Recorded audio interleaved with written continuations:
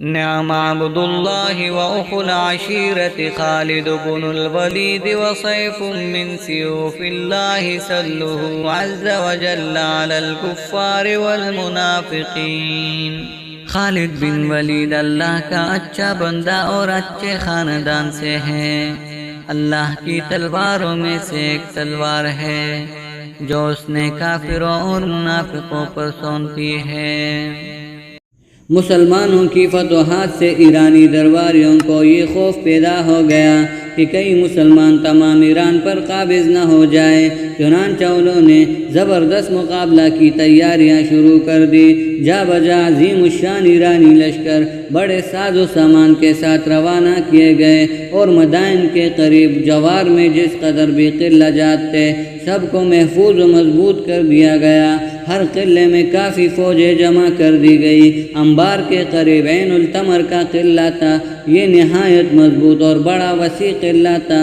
ان کی حفاظت کے لیے 24,000 ایرانی لشکر مہران بن بہرام کی ماتحتی میں موجود تھا۔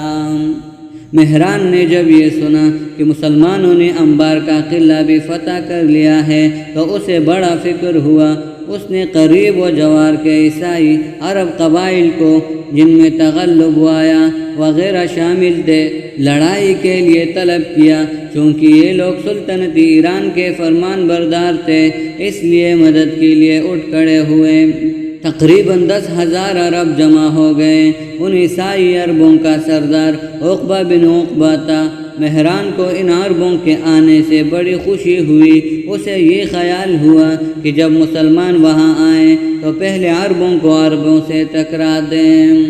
حضرت خالد بن ولید رضی اللہ بھی اسلامی لشکر لے کر انبار سے چلے اور قلعہ عین التمر کے سامنے جا کر مقیم ہو گئے۔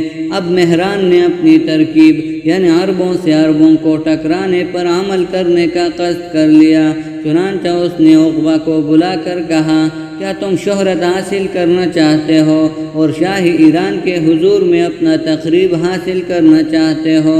عقبہ نے جواب دیا، کیوں نہیں؟ مہران نے کہا، اس کی نہایت آسان تدبیر یہ ہے کہ تم اول اپنی جمعیت لے کر میدان میں نکلو اور اسلامی سپہ سالار حضرت خالد بن ولید رضی اللہ کو دعوت جنگ دو۔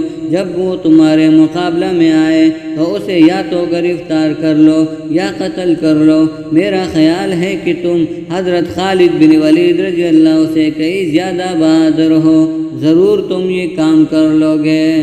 عقبہ حضرت خالد بن ولید رضی اللہ کے مقابلہ کا ذکر سن کر ہی سوکھ گیا تھا، لیکن مہران نے یہ چالاکی کی تھی کہ عقبہ سے یہ تذکرہ ایرانی اور عیسائی عربوں کے معزز لوگوں کے سامنے کیا۔ اس کا یہ نتیجہ ہوا کہ عقبہ اس تجویز کو رد یا ان میں کوئی ترمیم نہ کر سکا، اس نے فوراً منظور کر لیا۔ مہران کو بڑی خوشی ہوئی۔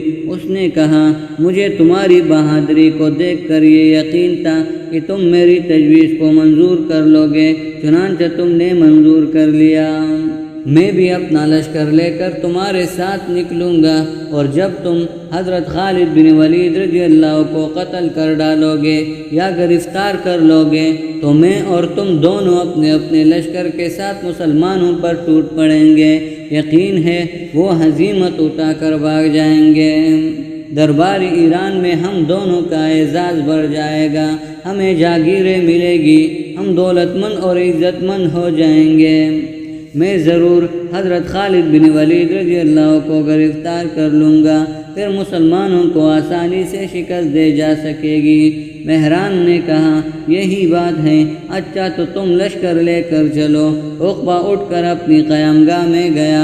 اس نے لشکر کو مسلح ہونے کا حکم دیا، اور جب سپاہی لیس ہو گئے تو وہ اپنی جمعیت لے کر ایک دروازے سے باہر نکلا۔ اسی وقت دوسرے دروازے سے مہران بھی ایرانی لشکر لے کر نکلا۔ دونوں دروازوں سے ایرانی لشکروں کا سیلاب بہنے لگا۔ اس سے مہران کا یہ مطلب تھا کہ مسلمانوں پر ایرانیوں کی ہیبت چھا جائے۔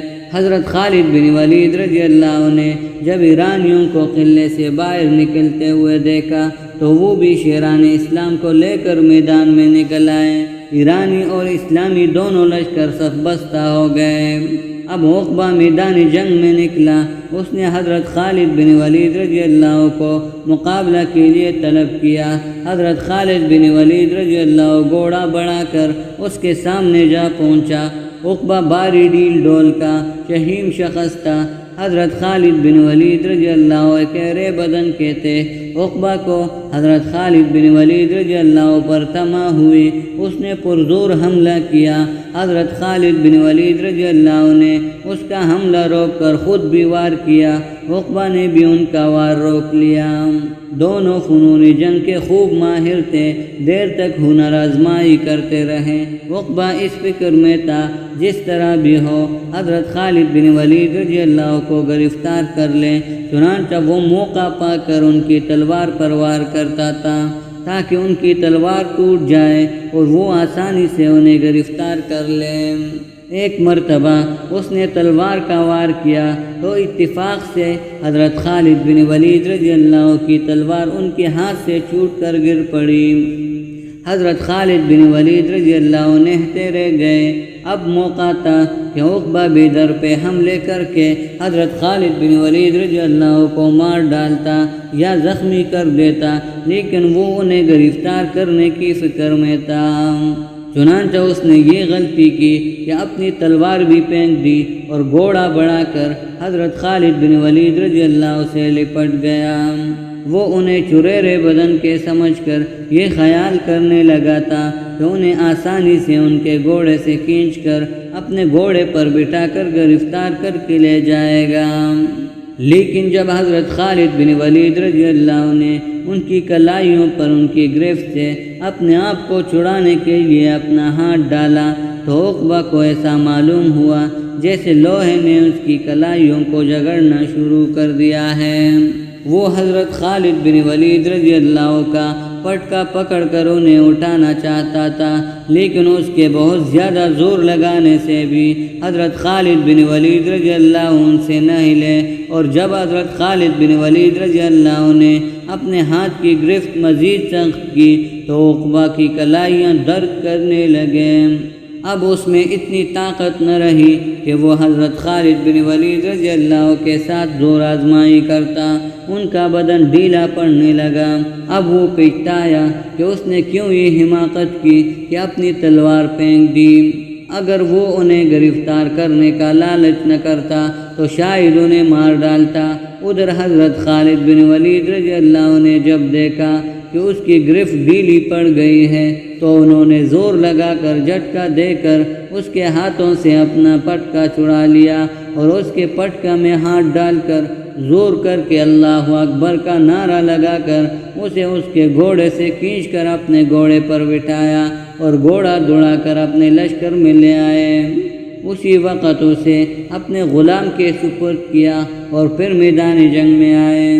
عقبہ کی گرفتاری سے عیسائی عربوں پر مسلمانوں کی ایسی ہیبت چھائی کہ وہ بھاگ کر قلعہ میں گھس گئے۔ مسلمانوں نے ان کا تعاقب کر کے بہت سے عیسائی عربوں کو گرفتار کر لیا۔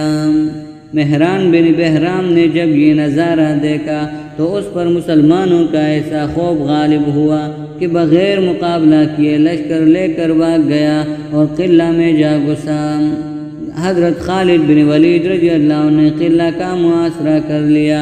2 روز تک یورشیں کی، لیکن پرزور مدافعت کی وجہ سے دونوں روز فصیل تک نہ پہنچ سکے۔ تیسری روز مسلمانوں نے نہایت سختی اور جوامردی سے حملہ کیا۔